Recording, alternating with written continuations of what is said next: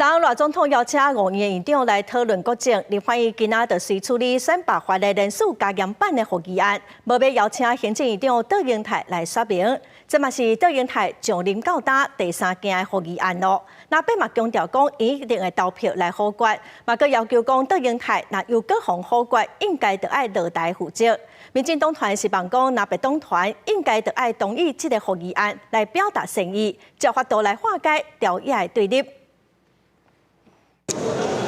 立委按顺序投票，立法院11进行选罢法人数加减版复议案的审查，而且无邀请行政院长杜英泰列席说明。这是伊上任以来第3届提出的复议案，若被搁一届表态，一定会甲否决。台湾民众党地缘党团会清楚的投票，维持原决议，反对复议。卓荣泰大概最擅长的事情就是提复议，还是厚着脸皮。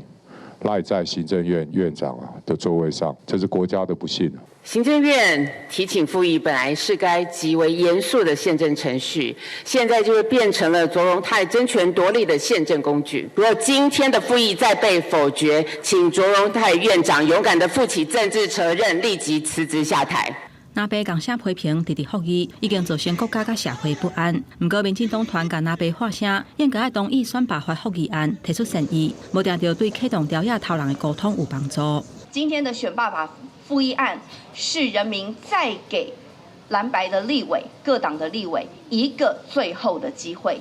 如果让民意持续的站在对立面，这些蓝白委员很有可能一旦面临罢免，这会是你们最后一次的行使投票。就算选罢法复议案结果就要出来，不过后续还佫有总预算案、在违法修正等等的争议，条约立委可能还佫会过招甲攻防。